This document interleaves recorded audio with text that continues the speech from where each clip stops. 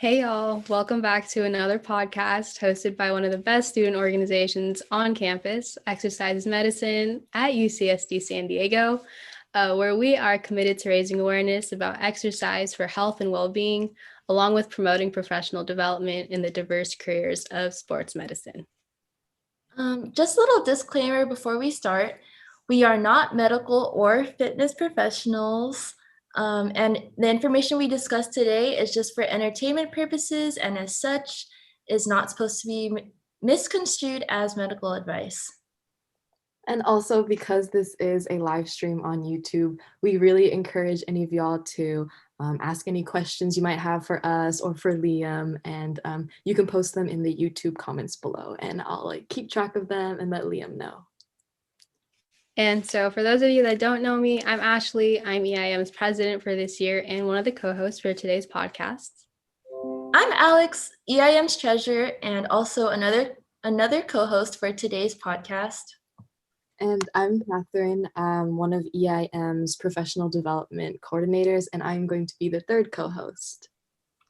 And of course, today we have our special guest, Liam Higginson, who is a certified athletic trainer with UCSD Athletics. So for our listeners, Liam, at home, could you please introduce yourself and elaborate a little bit more on your responsibilities as an athletic trainer? Hi, thanks everyone, and thanks you three for having me on. So like Ashley said, I'm one of the certified athletic trainers at UC San Diego. Responsibilities include injury evaluation and rehabilitation of orthopedic injury. That's kind of the traditional understanding of what an athletic trainer does. But UC San Diego really follows a holistic approach to helping our scholar athletes getting over injuries or really anything. And so we coordinate very closely with our team physicians, with our strength or our athletic performance coaches, who in some other circles are known as strength conditioning coaches.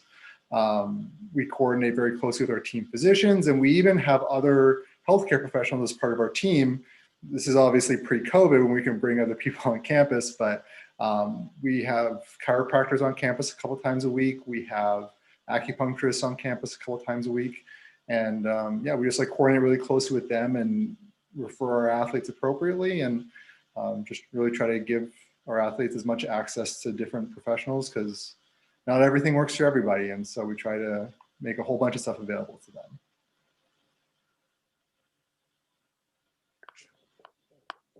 them. So I guess keeping your usual responsibilities in mind, and I know with COVID, things have kind of definitely turned some things into a different kind of approach that you all are using, in a sense, just because you can't be there in person all the time with the athlete. So I guess maybe some listeners at home are wondering what are some things that have changed in terms of athletic training right now?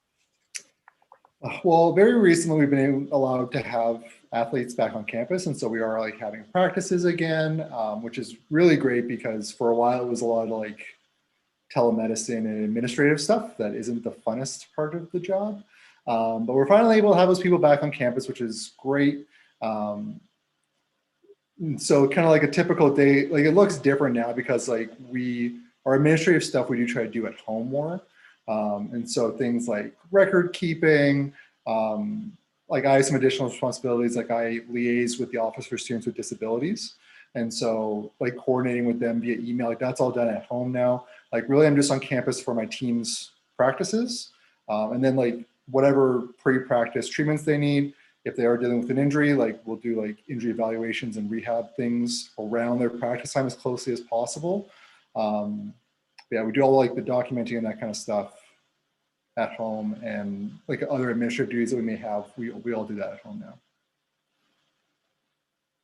So hearing all of those cool things that you get to do with UCSD Athletics, I guess, how do you even get started on that path of becoming an athletic trainer?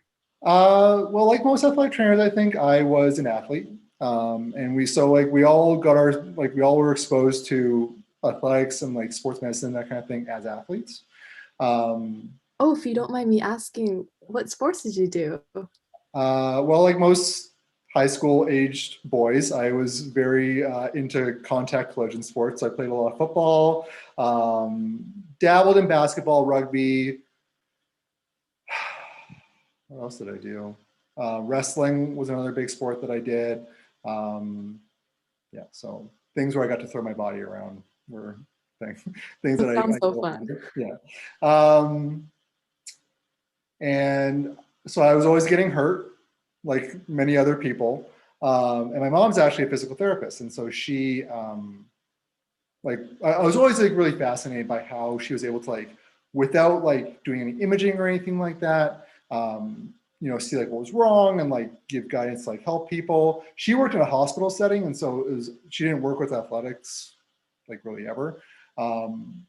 And so I kind of took that combination of like being really interested in like how she was able to like evaluate and treat orthopedic injuries like that with like, and combined with my passion for athletics, and then out came athletic training. Oh, cool. I actually have a question for, could you like explain the difference between physical therapy and athletic training? And also, this is kind of like a two-in-one. What inspired you to pursue like athletic training versus other areas of sports medicine or just any other career in general? Um, so I looked into physical therapy when I was in college, and there's like multiple fields that physical therapists specialize in. So they do like orthopedic stuff, obviously, so like bones, muscles, joints. They also specialize in like neurological stuff and like cardiorespiratory, and then maybe one other body system. But I was like very like interested in the orthopedic, so that's kind of how I gravitated towards athletic training. The other thing is that physical therapy is usually very clinical based, and so you're not like around the athletes as much. While athletic trainers, they, you know, like at the practices, they travel with the teams, they're at the games, that kind of thing. So I guess like that's kind of what made the decision for me, is like actually being with the athletes, because like I said, like it's very clinical based, and you would never like the nice thing about being an athletic trainer is that like when you're at the practices and stuff, like you can see things that aren't problems yet, but you're like, man, that person's like moving weird, or like the coaches might make a comment about like, if we could improve this, then like that would improve this part of their game. And so from a very like it's you can be a little bit more preventative when you notice those things before they become problems. And like same thing, like watching them like in the weight room, for example. So like we try to spend some time at their strength conditioning sessions, and then the performance coaches are really good at noticing like, hey, like their hip flexion range of motion isn't that great, and if we could improve that, then like they will get more out of this exercise or whatever.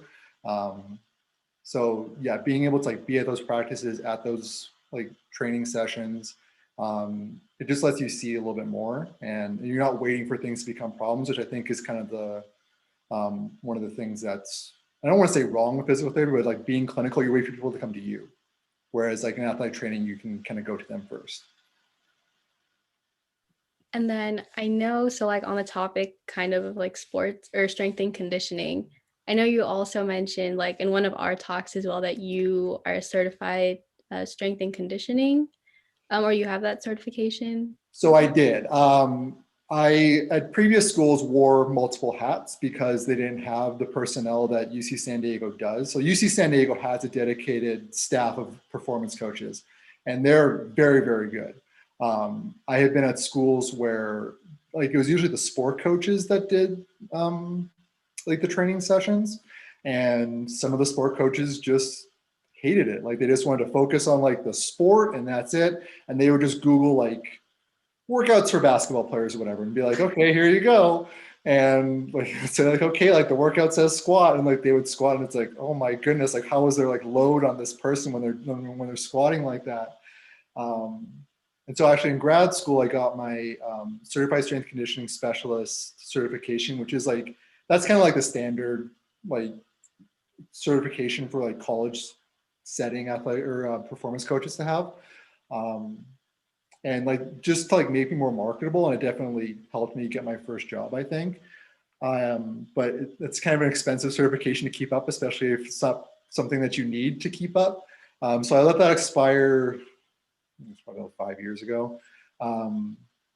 But I am current with my USA weightlifting one just because it's cheaper and easier to maintain that one. Okay. I guess a follow-up question. So do you think that I guess your approach with athletes is like slightly different than maybe other athletic trainers that don't have that type of background?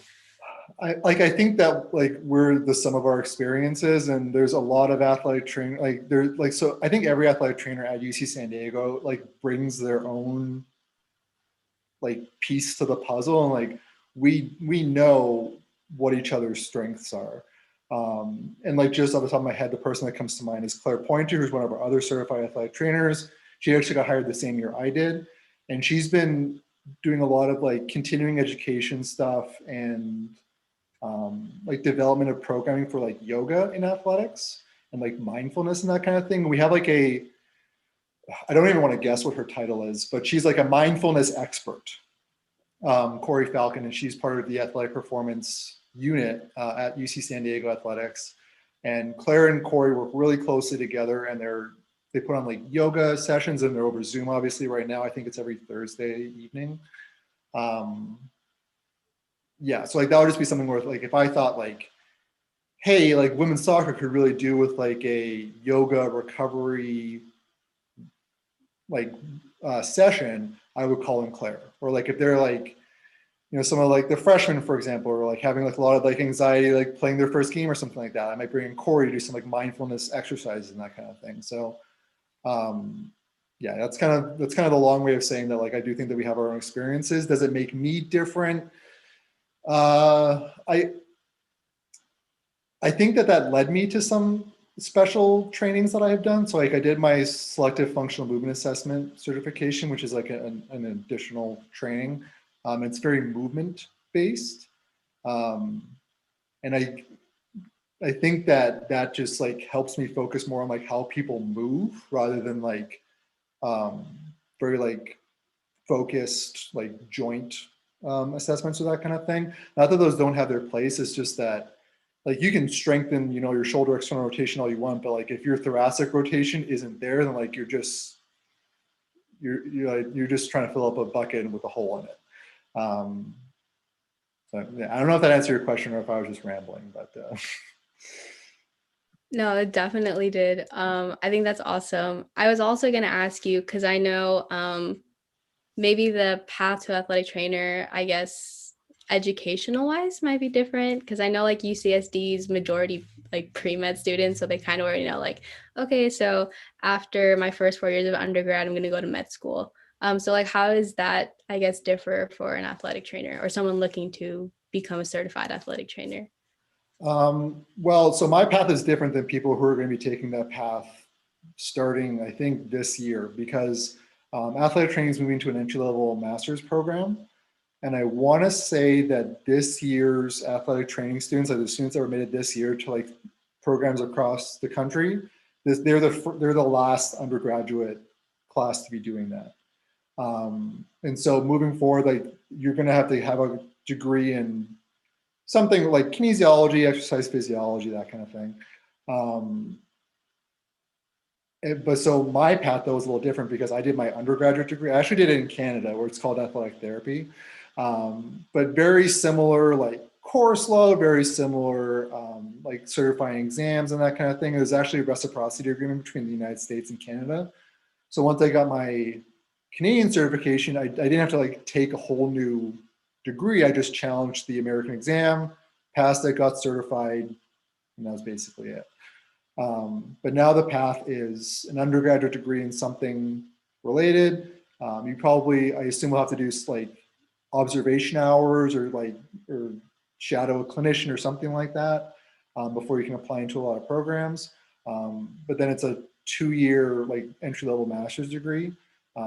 And then after that, probably like getting into like internships and that kind of thing.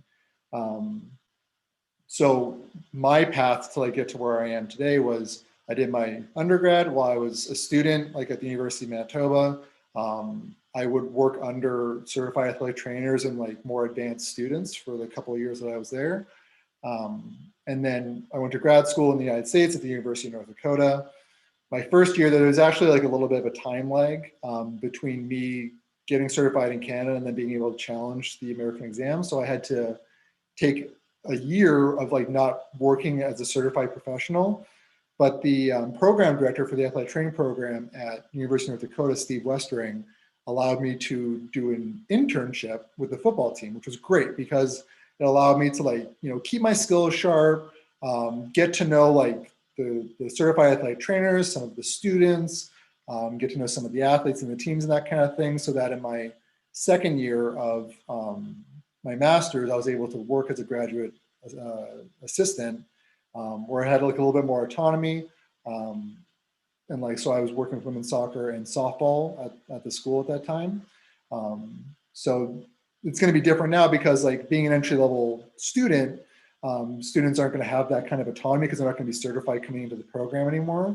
But I assume it's going to be similar where they'll, like, as they're learning stuff, they'll be working, they'll be assigned to a team, like working under a certified athletic trainer, and probably have to accumulate a certain amount of hours before you can challenge the national exam, very similar to how it is now. And then when they get out, you know, some people will be lucky enough, they'll be able to land like a full-time job out of their master's degree. A lot of college positions though, and like professional sports teams will require like some sort of like internship or something like that, like where you have some autonomy, but you're still supervised, kind of like the graduate assistantship is now. So yeah, so the path is changing, but kind of the steps are the same, where like you get your degree, like shadow a little bit, get a little bit more autonomy, and then you go into like kind of your full-time positions. So you said you got to work with a football team for your internship. Yeah. How was that? Because I feel that whenever I or any of my friends get thrown into like an internship that is basically all hands on, it's very hard to get used to, at least like in the first few weeks. I don't know how long your internship lasted. If you want to like elaborate on that, that'd be great. Yeah, so it was a season. So I came in August and I was there for their preseason and stuff. It probably would have been a little bit more intensive how I was a certified athletic trainer when I was there. So I was certified in Canada, but like, you know, it doesn't count for much from a legality standpoint if I really do something wrong or that kind of thing. So no one trusts the Canadians. But so I would like, at the practice, there was a lot of like just being there, and like we would have athletic trainers and like athletic training students kind of spaced around the field. And so one person would be with like the defensive line, one person would be with the linebackers, one person would be with like quarterbacks, receivers, that kind of thing.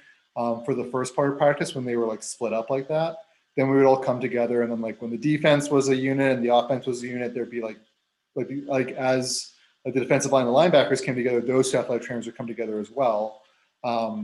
And that position was a lot of like, I mean, some of it was just busy work of like filling water balls and make sure like the athletes had all of that stuff available to them. Some of it was just like very basic first aid, like someone would get a scratch and you just patch it up and that kind of thing. But I wasn't too involved in like the clinical side of that. So like the injury evaluations and the rehabs and that kind of thing, like a little bit kind of like as my schedule and their schedule allowed.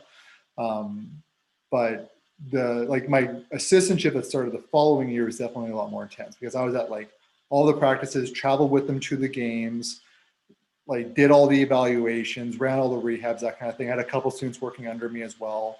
So yeah, the football one was actually pretty chill. And like people aren't going to say that too often about football positions because like, you know, like the sport coaches work like 80-hour weeks and that kind of thing. Like football is its own monster.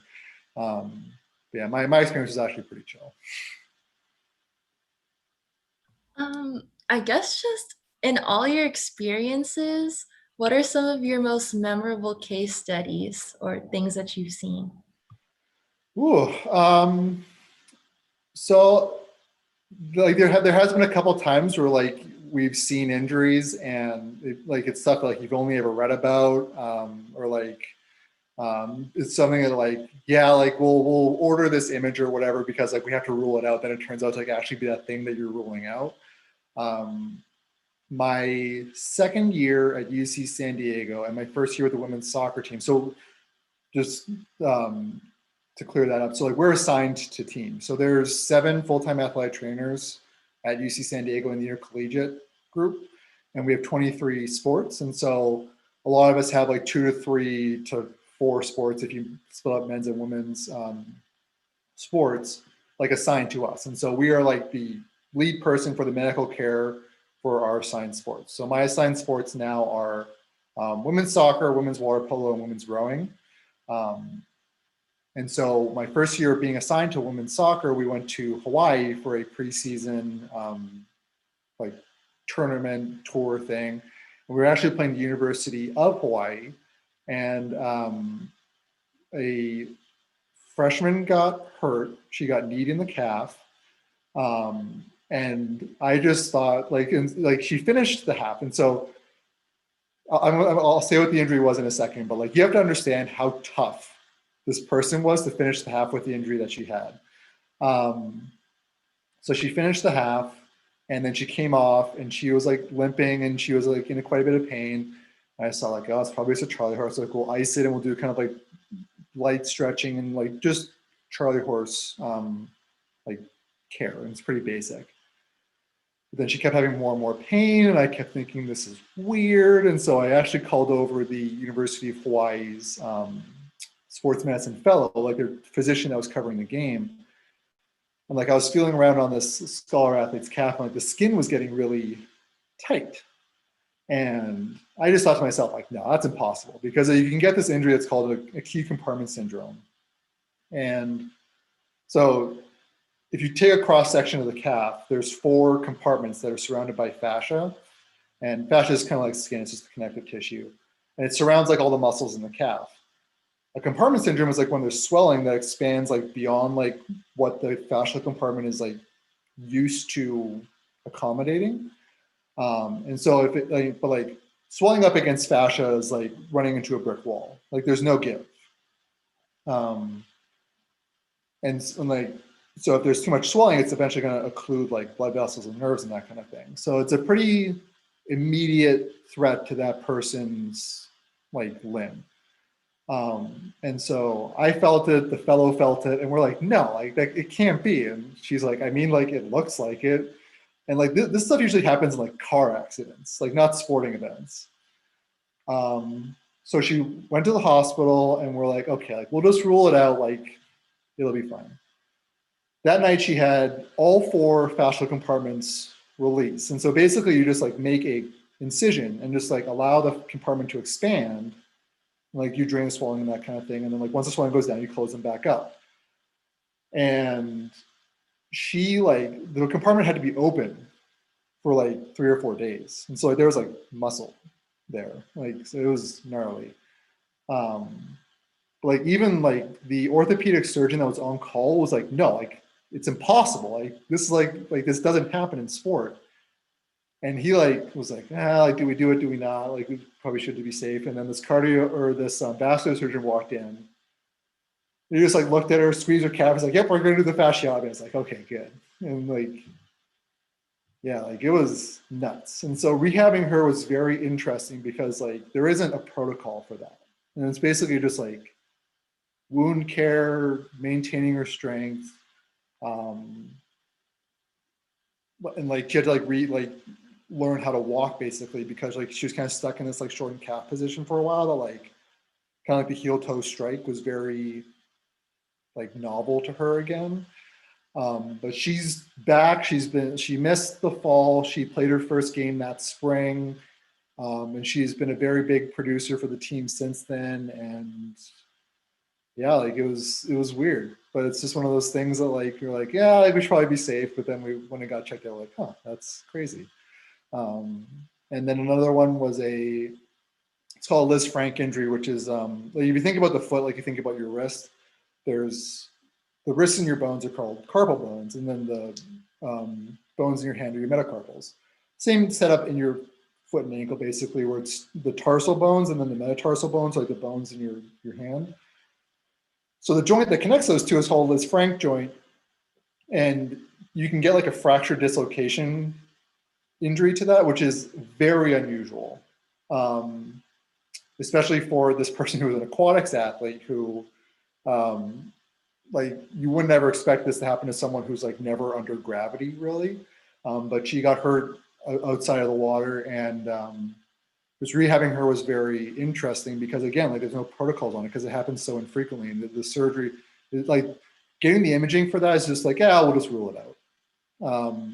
But then, like, the image came back, and then she had the surgery, and like the rehab's a lot of like foot ankle stability and strengthening and that kind of thing. But she's back in the water now. She was actually back in the water right when COVID quarantine started. She's like, all right, we're clear. And then it's like, okay, everyone go home. So that sucked for her.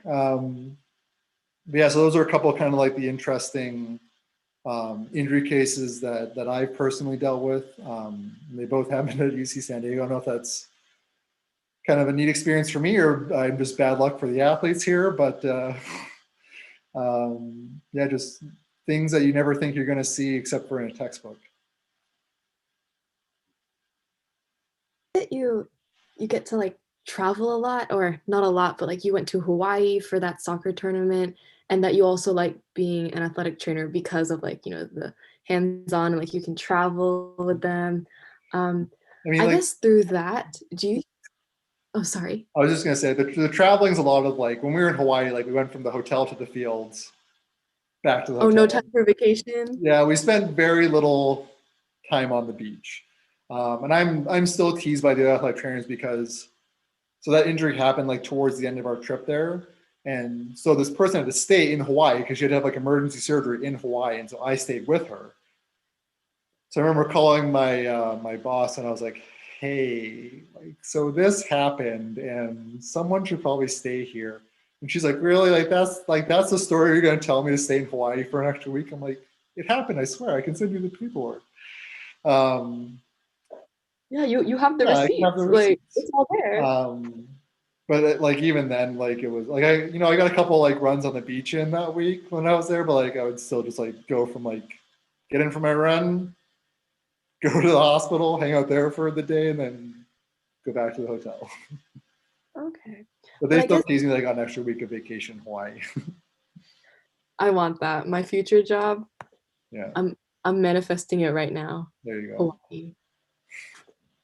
But I guess my question, like for or in terms of like your traveling, I guess do you feel that you build like closer relationships with your like patients and with the UCSD students, rather than if you were, say, a PT like your mom and you were seeing patients, I guess not as consistently or like, not year after year, you see like the same, I guess, students, if that makes sense.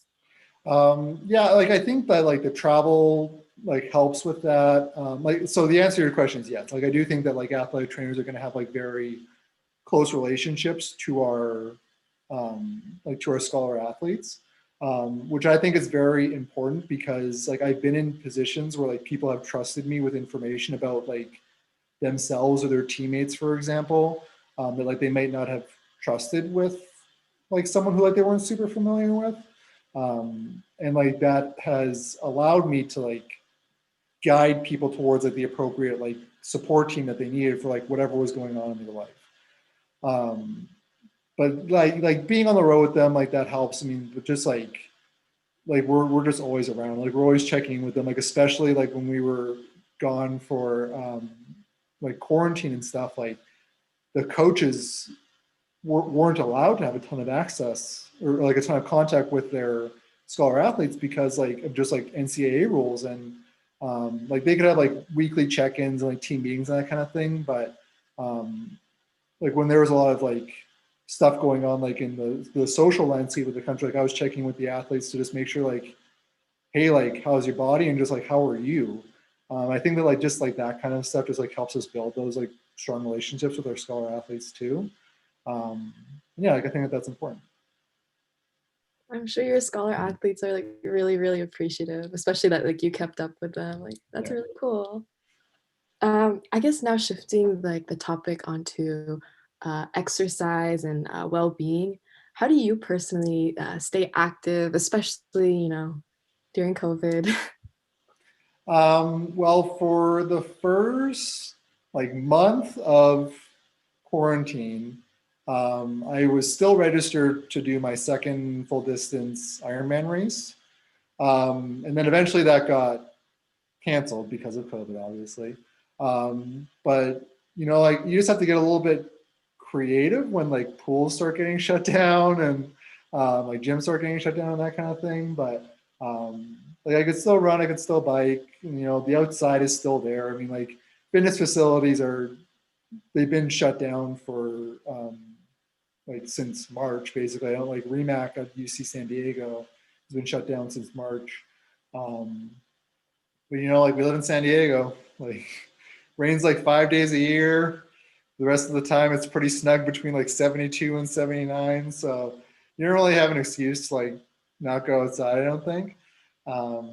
The time demands can definitely require a little bit of like creative scheduling.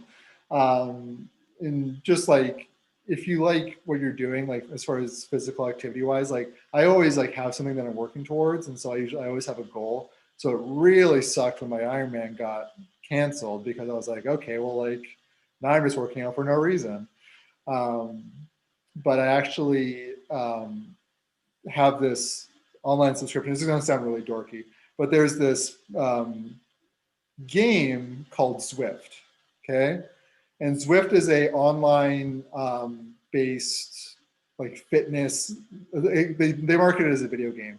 So basically, you have to have some sort of like device hooked onto your bike or like a foot pod or something like that on your shoe, so that when you like run on a treadmill, like you bike indoors, that kind of thing, it sends information to your avatar, and like so like the faster you bike, the faster your avatar bikes, and like you can accumulate miles, which gets you points and like experience points. I see you all laughing at me because this sounds really, really dorky.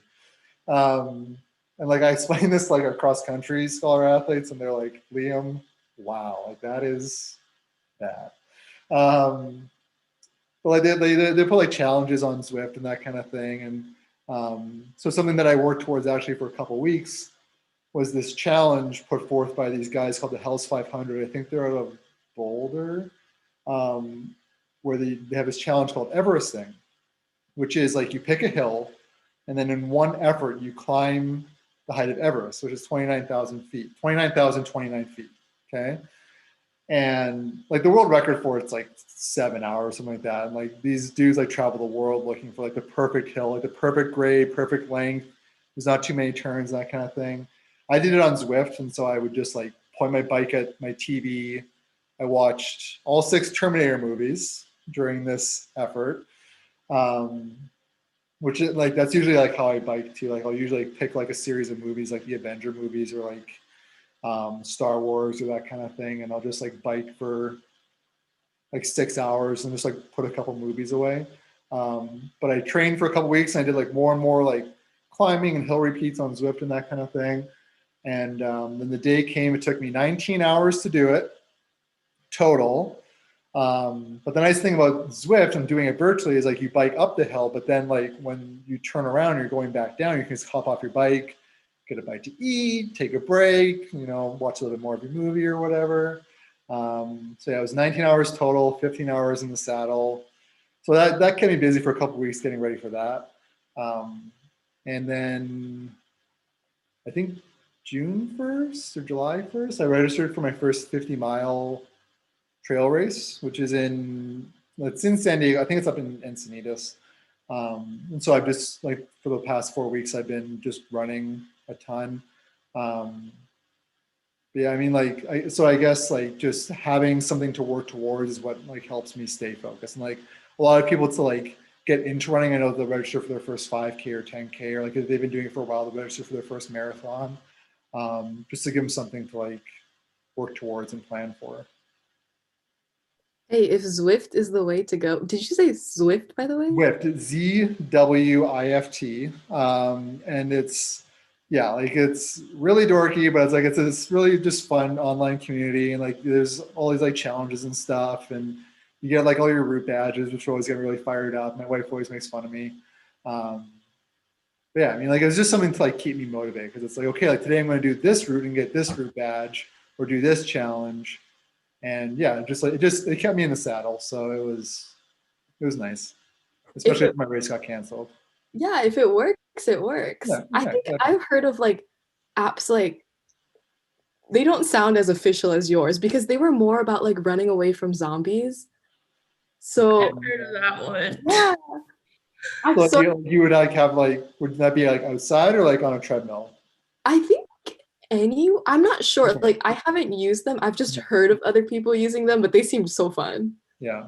Like if you look around, like the ultra endurance community has tons of like really just dorky little apps that you can subscribe to. And there's other ones that like you can like ride virtually like Ironman routes and like Tour de France stages and like all kinds of stuff.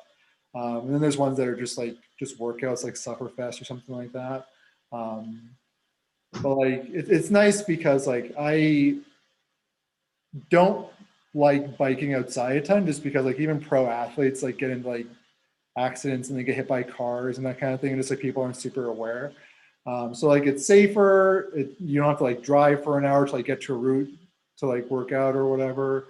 So yeah, it's just more convenient too to just like work out inside. Um, yeah. So that's kind of what kept me busy over quarantine. I mean, those apps sound super cool. I've never heard of anything like that. So now I know there's Zwift and there's zombies. So Zwift is definitely.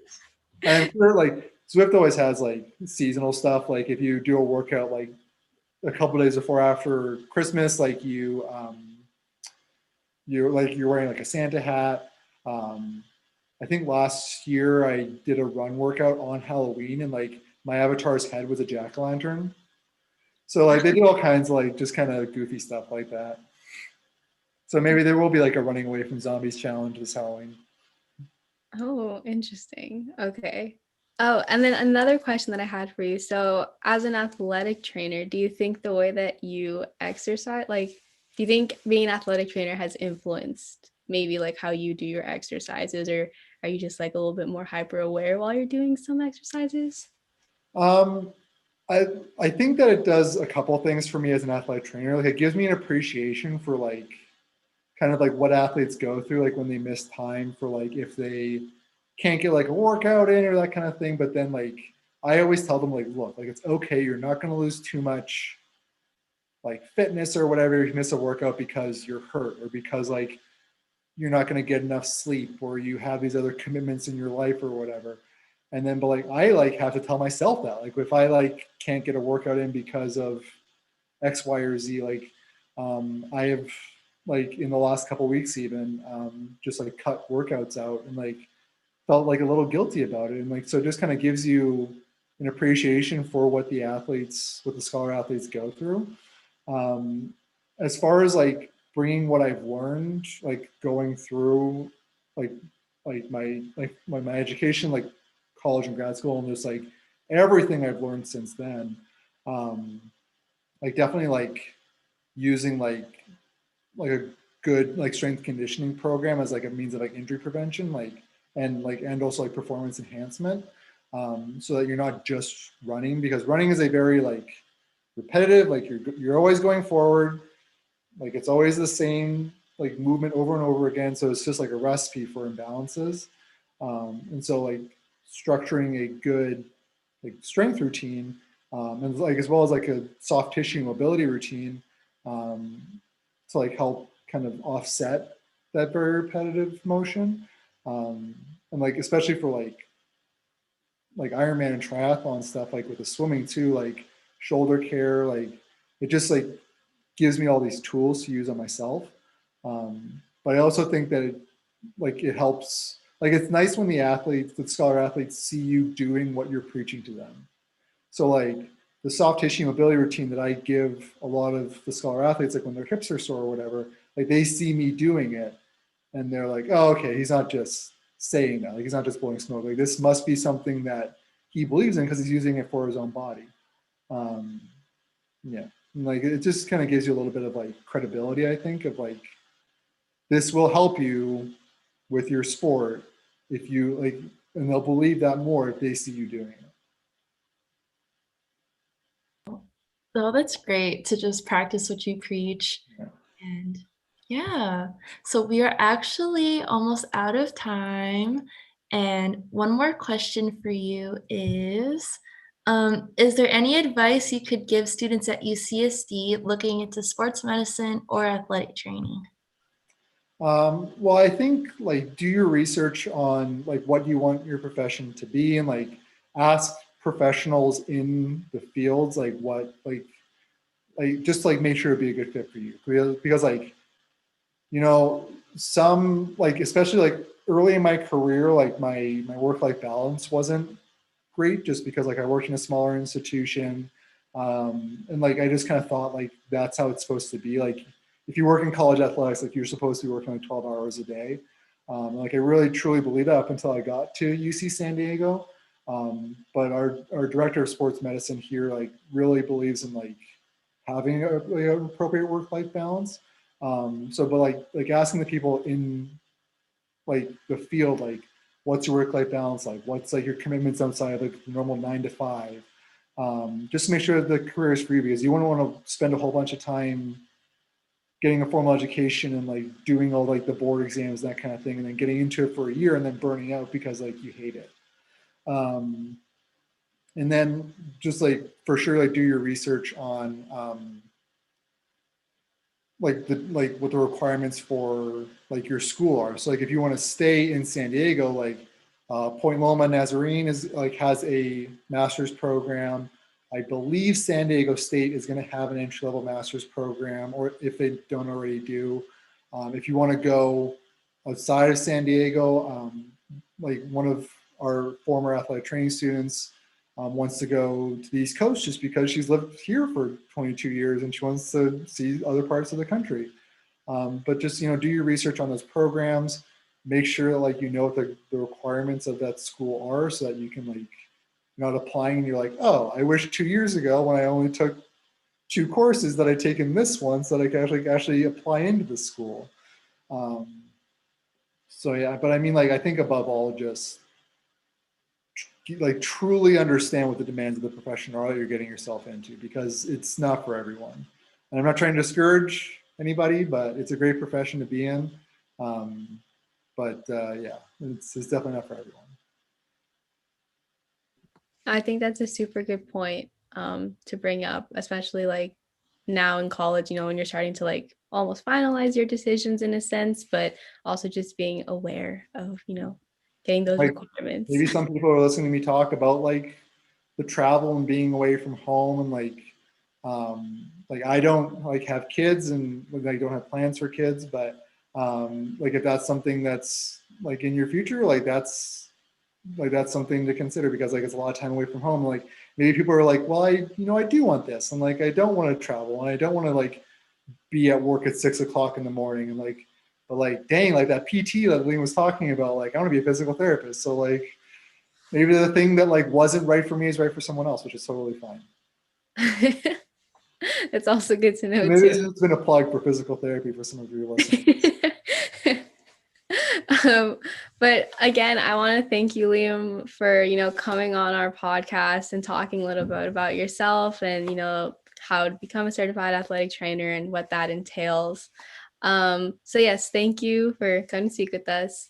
And then for the viewers at home, if you'd like to learn more about our student organization, EIM, we do have a GBM on Wednesday of week 4, so it's coming up very soon. It'll be from 7 to 8 p.m. For any more updates, you can always look to our social media. So you can find us on Facebook and Instagram, or even to view our past podcasts, you can look for us on YouTube, Spotify, and Apple Music. So that's all for us for today. So thank you for joining us, and hopefully we'll see you again soon on our next episode. And thank you, Liam. Of course, thanks for having me.